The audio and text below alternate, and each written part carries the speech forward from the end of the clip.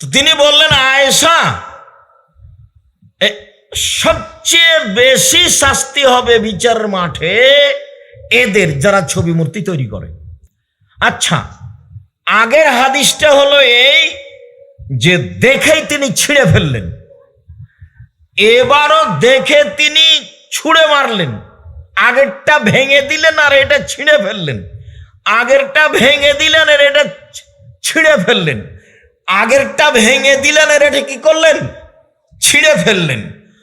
যত পোশাক আছে কার্টনের ছবি মূর্তির সব জ্বালিয়ে দিতে হবে, ছিঁড়ে ফেলতে হবে। আর যত পাত্র আছে, পট হোক আর শোকেজ হোক আর ময়ূর হোক আর ভেন্টিলেটর যেটাই হোক না কেন, ফরিদপুরে গেলাম এক বাড়িতে, দেখছি মৌলানা বসে আছে, মৌলানার নাম বলছি না, খুব ভালো করে চিনতে পারবেন সেই জন্য তো নাম আর বলছি না। দেখছি উনি সুন্দর করে খাটে শুয়ে আছেন, গোটা ঘরের ভেন্টিলেটর। বুঝেন ভাই, তোমরা কি ভেন্টিলেটর বুঝো? মানে ওপরে যেটা, জালনার ওপরে যেটা বাতাস চলাচলের জন্য রাখে, মনে হয় বুঝতে পারো না। তো ওইটা সব আর কি, মানে ঘোড়ার মূর্তি তৈরি করা, মূর্তি ওটা একটা ছবি। তা আমি এখন দরজা পর্যন্ত এসে আমি বলছি, মনে কিছু নেবেন না, আমি এই ঘরে বসতে পারবো না, সেই জন্য আমি ফিরে যাচ্ছি। আপনাকে বসতে হবে, আমি কি করব সেটা বলেন। বলে সব ভেঙে দেন। ঠিক আছে, তাই হলো। একবারে সব ভেন্টিলেটর এক কর থেকে যা ছিল সব ভেঙে দিল। তার প্রমাণে হাদিস আছে, আজকে হবে, একটু পরে আসছে ইনশাআল্লাহ। একদিন দিনাজপুর শহরে এক ঘরে যারা দল পার্টি করে তাদের সেটা ঘর, একবারে পুরো ছবিতে মূর্তিতে পূর্ণ হয়ে আছে। তো মৌলানা সাহেব বসে আছেন, মৌলানা আবার খুব জাঁদরেল মৌলানা, ইনি একজন উনি একজন, দুইজন দুই। তো আগে যে মৌলানার কথা বললাম একে খুব চিনতে পারবেন, আর এখন যে মৌলানার কথা বলছি একে কম চিনতে পারবেন। এর মরাই 15 বছর হয়ে যাচ্ছে। খুব জাঁদরেল মৌলানা। আসসালামু আলাইকুম ভাইজান, আপনি এখানে? ইন্না লিল্লাহি ওয়া ইন্না ইলাইহি রাজিউন। তো আমি ব্যাগটা নিয়ে এবার ঘুরেছি, এই চলো যাই। রিক্সাওয়ালা কোথায়? এখানে থাকা হবে না। বলে কি কারণ? এই যেখানে ছবি মূর্তি থাকে আমি ঘরে ঢুকি না। বহু মাদ্রাসায় প্রোগ্রাম করতে গিয়ে আমি তার অফিসে যাইনি। আপনি বিপদে পড়িয়েন না, আমি ওখানে যাব না, দেখি আমার এভাবে রুজি কতদিন টিকে। দুনিয়া এখনো খাটো হয়নি। বলেছিলাম আমি করোনা থেকে বাঁচার জন্য মাস্ক লাগাবো না। আমি এইভাবে বিশ্বাস করি, করোনা যদি পৃথিবী সৃষ্টির 50,000 বছর পূর্বে আমার নামে লিখা হয়ে থাকে, আজ আমাকে করোনা ধরবেই, পাথরের ভিতরে থাকলেও। আমি এইভাবে বিশ্বাস করি। আর বিশ্বাস করি যে সেই দিন যদি না লিখা হয়ে থাকে, আজ যার করোনা হয়েছে তার গায়ের সাথে যদি গাও লাগিয়ে থাকি তবুও হবে না। যদি সতর্কতায় করোনা না ধরতো তাহলে ঢাকা ফিউচার পার্কের মালিক করোনায় মরতো না, ওরা দেশের পানি খায় না। তাকদীরকে আমি এই নকল ভাবে বিশ্বাস করি না, আসল ভাবে করি। তারপরে যা হবে হোক, মাস্ক দিয়ে 2 দিন বেশি বাঁচতে রাজি নই। মাস্ক এখন লাগান, এই যে ধুলাবালি আছে, জীবাণু আছে, লাগানো ভালো। আমার কথা বুঝতে পারোনি যুবক তোমরা? মনে হয় এখন লাগাও। ধুলাবালি জীবাণু আছে, জীবাণু ধুলাবালি দেখবা যখন সূর্য আকাশে আছে, ঘরের ভিতরে রোদ্রের ছাটা যাচ্ছে, খুলে দেখো কত ধুলাবালি আছে। তো মাস্ক ব্যবহার করো। ধুলাবালি ভিতরে যাচ্ছে, এর জন্য মাস্ক ব্যবহার করা ভালো, করো, যার কুলাবে সে করবে। আয়েশা রাদিয়াল্লাহু তাআলা আনহা বলেন, কাদেমান নবী সাল্লাল্লাহু আলাইহি ওয়াসাল্লাম ইন সাফারিন ওয়া আল্লাকতু দুরনুকান। আল্লাহ নবী এক সফর থেকে আসলেন, তখন আমি একটা চাদর দেওয়ালে ঝুলিয়েছিলাম। আল্লাহ রাসূল এসে বললেন, আয়েশা আনজিহা, চাদরটা খুলে ফেলো, সরিয়ে দাও। ফানাজাতহু, চাদরটা খুলে ফেললাম, চাদরটা সরিয়ে দিলাম। প্রথমে ছিল ভেঙে দেওয়া, তারপরে ছিল ছিঁড়ে ফেলা, তারপরে আসলো সরিয়ে দেওয়া। এবার জায়নামাজ চলে আসলো। কি জায়নামাজ? সৌদি আরব থেকে নিয়ে এসছে হাজি সাহেব। এক কালার জায়নামাজ পাওয়া যায়, আজও পাওয়া যায়, ঢাকাতেও পাওয়া যাবে এক কালার। এবার জায়নামাজ আসছে। আনাস রাদিয়াল্লাহু তাআলা আনহু বলেন, কানা কিরামুন লি আয়েশাতা, আয়েশা রাদিয়াল্লাহু তাআলা একটা চাদর ছিল, ফাসাতারাত বিহি জানেবা বাইতিহা, তিনি তার ঘরের এক পাশে চাদরটা ঝুলিয়ে দিয়েছিলেন। তাতে ছিল ছবি বা নকশা করা ঝকমকে।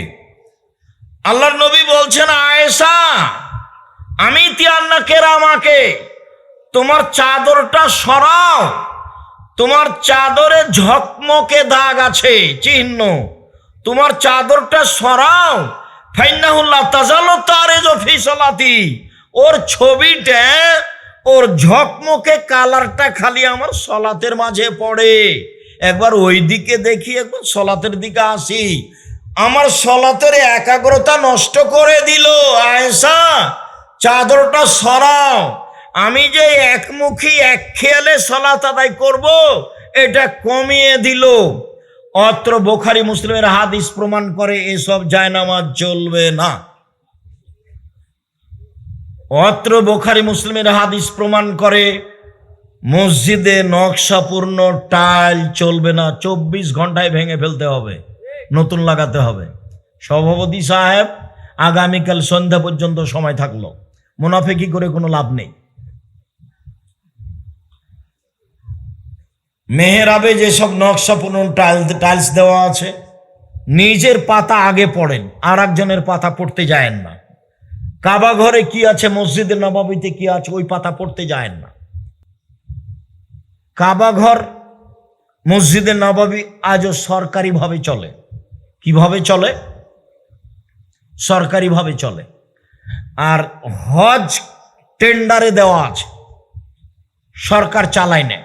এই বিলটা টেন্ডার নিয়েছে কেউ, কি নিয়েছে ওকে বলে, ডাকে নিয়েছে, কথা বুঝেন কি? তো কাবা ঘরে যে হজ করতে যায়, এটা টেন্ডার নেওয়া আছে। যারা নিয়েছে তাদের উদ্দেশ্য কোথাও যেন একটু সমস্যা না হয়। সমস্যা হলেই সরকার বলবে, তোরা এটা পারবি না, যা আর একজনকে দিয়ে দেবো। হজ হচ্ছে কিনা এটা দেখার প্রয়োজন নেই। সাধারণত কাবা ঘরে প্রত্যেক সলাতের টাইমে শতকরা 40 জন সলাত দাঁড়াতে পারবেন লোক, এরকম জায়গা ফাঁকা থাকে, কিন্তু তোমাকে যেতে দেয় না। যেখান দিয়ে ঢুকবে নিষেধ, যেখান দিয়ে ঢুকবে মামনু, সব জায়গায় নিষেধ। বলে কোথায় সলাত আদায় করবো, যেখানে মন চায় করো, ভিতরে যাওয়া নিষেধ। তোমার হজের সুবিধার প্রয়োজন নেই, ও যে লিজ নিয়েছে সেটা বহাল রাখতে হবে, সেটা তার প্রয়োজন। বুঝাতে পারি না কথা মনে হয়? কেননা একটু সমস্যা যদি বাধে, তো সরকার ওকে কি বলবে, তুই পারবি না, হবে না তোকে দিয়ে। ওটা আবার ডাকে উঠাতে হবে, যারা পারবে তারাকে দিব। সরকারও চায় না, তো ওও চায় না, তো লোকের হজের কি প্রয়োজন? হজ হোক আর না হোক, পরিবেশ ঠিক থাকতে হবে, কন্ট্রোলে থাকবে। কাজেই সভাপতি সাহেব, আর এক জায়গা দেখে কোনো লাভ নেই। সন্ধ্যা হতে হতে টাইলস খুলে ফেলতে হবে মেহরাবের, এটাই কথা চূড়ান্ত। কিয়ামত পর্যন্ত এই কথা এইভাবে ধরার কোনো পথ নেই। এই যে এইভাবে বললাম, উল্টে ধরার কোনো পথ নেই, এটাই কথা। আয়েশা, তোমার ঝকমকে চাদরটা সরাও, ওর ঝকমকে কালারটা খালি আমার সলাতের মধ্যে এসে পড়ে। আলহাতনি, ও আমার সলাত থেকে আমাকে দূরে করে দিল, আমার একাগ্রতা নষ্ট করে দিল, এটা তুমি সরাও। আয়েশা রাদিয়াল্লাহু তাআলা আনহা বলেন, ইশতারাইতু নুমরাকাতান, আমি আয়েশা একটা চাদর কিনেছিলাম, ফিহা তাসাবির, সেই চাদরে ছিল ছবি। তাহলে বোঝা যাচ্ছে যে কাপড়ে ছবি মূর্তি থাকে, এটা আগে থেকে আছে। যে আপনাদের দেখেন আপনার বিছানায় যে চাদর দেওয়া আছে ওতে ময়ূর পাখি আছে, বা আপনার খাটটাতে ময়ূর সাজানো আছে। তো আমি একটা চাদর কিনেছিলাম, তাতে ছিল ছবি। দেখলাম আল্লাহ নবী দরজায় দাঁড়িয়ে গেলেন, ভেতরে ঢুকলেন না। মুখখান দেখে বুঝে নিয়েছি তিনি অসন্তুষ্ট হয়েছেন, তিনি ভিতরে ঢুকলেন না, দরজায় দাঁড়িয়ে গেলেন। আমি যে চাদরটা নিয়েছি তার জন্য সেই চাদরে ছবি আছে, আমি দেখে বুঝে নিয়েছি তিনি মন খারাপ করেছেন। আমি বললাম, আমানতু বিল্লাহি রাসূলিহি লিমা তাদখুলু, আমি আল্লাহকে মানি, রাসূলকে মানি। আমি আল্লাহকে মেনেছি, রাসূলকে মেনেছি। বেইয়ে জাম্বি নাজনাব, তো আমি কোন পাপ করলাম আপনি ভিতরে আসছেন না কেন? আমি রাসূলকে মানি, আমি আল্লাহকে মানি। আমি বলছি আল্লাহর প্রতি ঈমান আনলাম, আমি বলছি মোহাম্মদ আমার স্বামী, এই কথাটা পরে আমি বলছি মোহাম্মদ নবী, আমি মেনে নিলাম। বলেন আমি কি পাপ করেছি, ভিতরে আসছেন না কেন? না, বুঝাতে পারলাম না। এই কথাটা বলেছিল সারা, যখন সারার গায়ে স্বৈরাচারী শাসক হাত লাগাতে যাচ্ছিল, তখন সারা বলেছিল আমি তোমাকে মানি, তোমার নবী ইব্রাহিমকে মানি। আমি বলি না যে ইব্রাহিম আমার স্বামী, আমি বলছি এই যে আমি সারা মহিলা মানুষ, ইব্রাহিমকে নবী হিসাবে মেনে নিয়েছি, ইব্রাহিম নবী। আর তুমি আল্লাহ, তুমি আল্লাহ আর ইব্রাহিম নবী। এখন আমি ইব্রাহিমের স্ত্রী হই আর না হই সে কথা নয়, তোমাকে মানি, তোমার নবীকে মানি নবী হিসাবে। এই স্বৈরাচারী শাসক যেন আমার গায়ে হাত লাগাতে না পারে।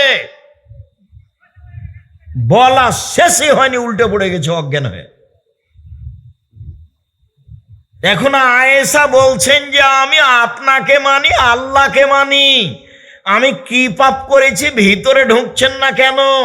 এখন শুরু হলো, আয়েশা জি মাহাজে নম্রকা, এই চাদরটা কেমন, চাদরটা কিসের? এবার দেখেন, ইস্তারাই তোহা লাকা লেতাক ওদা আলাইহা, আরে আপনার জন্যই তো কিনেছি, আপনি তার উপরে বসবেন।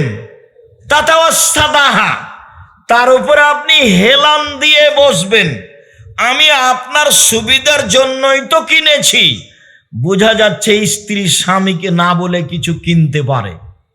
মন খারাপ করবেন না, মারবেন না। এটা অবশ্য জামালপুর ময়মনসিংহ, নরম স্বভাবের মানুষ, বউকে মারে না। ওগুলো হলো এতে চাঁপাই নবাবগঞ্জ, মেজাজ করা, খালি বউকে মারতে যায় কথাই কথাই। আর জামালপুরের যে ময়মনসিংহের যে কয়েকটা জেলা আছে, তার শেরপুরের চেয়ে, নেত্রকোনা ওই দিকের চেয়ে বেশি ভালো হলো জামালপুর। আব্দুর রাজ্জাক সাহেব কেন? ওদের বাড়ি হলো দুইটে, একটা হলো ভিতর বাড়ি, একটা হলো বাহির বাড়ি। বাহির বাড়িতে থাকে রাখাল কিষেন, আর ভিতর বাড়িতে থাকে মহিলারা, পর্দা করে বেশি। আর যদি আপনি ময়মনসিংহে চলে আসেন তখন আর বাড়ি ঘেরা নেই, একেবারেই ফাঁকা, দরজাই নেই। বউ যে কোথায় থাকে আমিও বুঝি না। ঠিক এটা সাতক্ষীরার মতো। সাতক্ষীরা ওইদিকে একটা ঘর, এদিকে একটা ঘর, মধ্যে গরুর গাড়ির রাস্তা। কিভাবে জীবিকা নির্বাহ তো আমার বুঝে আসে না। আজও ময়মনসিংহ জেলার জীবিকা নির্বাহ কিভাবে অধিক পার্সেন্ট মানুষের আমার বুঝে আসে না। আপনার বউ এখানে কিভাবে থাকে? এই যে ফাঁকা, চতুর্দিক ঘেরা লাগবে, একটা দরজা লাগবে, সেখানে কাঠের দরজা থাকবে, না হয় টিনের থাকবে, না একটা পর্দা ঝুলবে, আপনি সালাম দিয়ে ঢুকবেন। আপনার স্ত্রী যখন রাতে শুইতে যাবে তখন বিসমিল্লাহ বলে একটা কাঠখড়ি দরজা রেখে দিবে, সকাল পর্যন্ত শয়তানের বাবা এখান থেকে ঢুকতে পারবে না। এটার নাম রাসূলের নীতি, এটার নাম রাসূলের নীতি। তো দরজাই নাই, আপনি রাখবেন কোথায়? সবই যে ফাঁকা। তো নরম মেজাজের মানুষ আপনারা, বউকে গালি দেন না, মারেন না, এটাই ভালো। একদিন হাকিম ইবনে হেজামাল কোশাইরি বলছেন, আল্লাহর নবী, মাক্কো যাও যাতে না আলাইহে, আমাদের স্ত্রীরা আমাদের কাছে কি পায়, আমরা স্ত্রীদের কি কি করতে পারি, ওরা আমাদের কাছে কি পাওনা রাখে। তো আল্লাহ রাসূল বলেন, এক, যে মানের খাও সে মানের খাওয়ায়ও। দুই, যে মানের পরো সে মানের পরায়ও। তিন, অলা তুকাব্বে, কটু কথা বলো না। গালি দেওয়া তো বহু দূরের কথা, কখনো বলা যাবে না তোমার ঠোঁটটা মোটা, 10 বছর ভালোবাসবে না। কখনো বলা হবে না তোমার রংটা কালো, এই দুর্বল সাইডে যাওয়া হবে না। খালি প্রশংসা করবেন, তোমার মতো কোনো মেয়ে দেখি না, তোমার চাল চলন আদব কায়দা খুব ভালো, সারা রাত পা টিপে দিবে।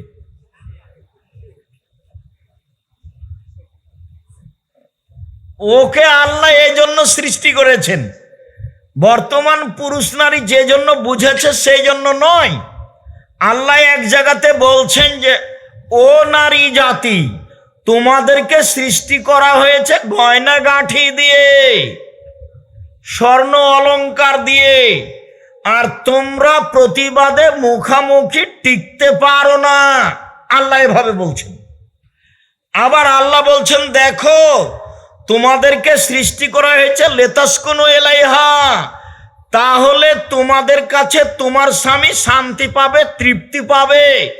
স্ত্রী হলো শান্তি দেওয়া বস্তু, স্ত্রী হলো তৃপ্তি দেওয়া বস্তু, স্ত্রী হলো ভালোবাসার বস্তু। স্ত্রী আবার বাজারে যাবে কেন? ব্যাংকে যাবে কেন? ব্যাংকের ম্যানেজারের ধাক্কা খাওয়ার জন্য? সব বোকামি। ও হলো বাড়ির জিনিস, ওর সৃষ্টি ভিন্ন। মানুষ দিয়েই চলতো, শুধু পুরুষ মানুষ দিয়ে।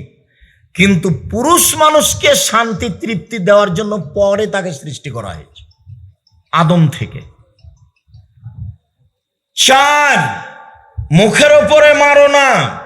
5, তোমার বাড়ি ছাড়া কোথাও যেতে দিও না। আপনার স্ত্রী মায়ের বাড়ি যেতে পাবে না, খালার বাড়ি যেতে পাবে না, ফুফুর বাড়ি যেতে পাবে না, আত্মীয় স্বজনের বাড়ি যেতে পাবে না। জরুরি প্রয়োজন ছাড়া আপনার বাড়ি ত্যাগ করতে পাবে না। জরুরি প্রয়োজনে বাড়ি থেকে বের হলে ইসলামী পোশাক বের হবে। আর শ্বশুর বাড়িতে বউ রাখবা না কোনো সময়। যেদিন যাবা, যেতে নিষেধ করো না, কসম করে নে তোকে পাঠাবো না, এটা বলিও না। নাহলে আবার 12 কেজি 12.5 কেজি চাউল দেওয়া লাগবে ফকিরকে, 10 জন ফকিরকে। যদি বলে থাকো যে তোর বাপের বাড়ি আমি আর কোনোদিন যাব না, তাহলে এখন কি করতে হবে? কাফারা দিতে হবে। কত কাফারা? 12.5 কেজি চাউল 10 জন ফকিরকে, 1.25 কেজি করে। তুমি যদি বলে থাকো, দেখো আমি যদি উমুকের ছেলে হই তাহলে তোকে আর কোনোদিন তোর বাপের বাড়ি যেতে দেব না, তোমার কথা ভুল হয়ে গেছে। যেতে দিতে হবে, এ কথাই ঠিক। 12.5 কেজি চাউল দিতে হবে 10 জন ফকিরকে, তাহলে এখন তুমি স্বাভাবিক হয়ে গেছো, যাও। এটা কাফারা এই কথার। তবে কিভাবে যাবে? তুমি সাথে যাবা, সকালে যাবা, বিকালে আসবা। আব্দুল রাজ্জাক সাহেব, আমার শ্বশুর বাড়ি অনেক দূর, আজ যাবা কাল আসবা, বাস এইটুকু সময়, এর চেয়ে বেশি নয়। ওখানে থাকতে দেওয়া হবে না। পুরুষ হিসেবে পুরুষের পরিচয় দিয়ে জীবিকা নির্বাহ করতে হবে। 1, যে মানের খাচ্ছ সে মানের খাওয়াও, যে মানের পরো কাপড় সে মানের পরাও। 2, 3, মুখের ওপরে মারো না। 4, কটু কথা বলো না। 5, তোমার বাড়ি ছাড়া কোথাও থাকতে দিও না। এগুলো কার কথা? আল্লাহর নবী মুহাম্মদ সাল্লাল্লাহু আলাইহি ওয়াসাল্লামের কথা। করলেন, এতেই আছে। আয়েশা শোনো,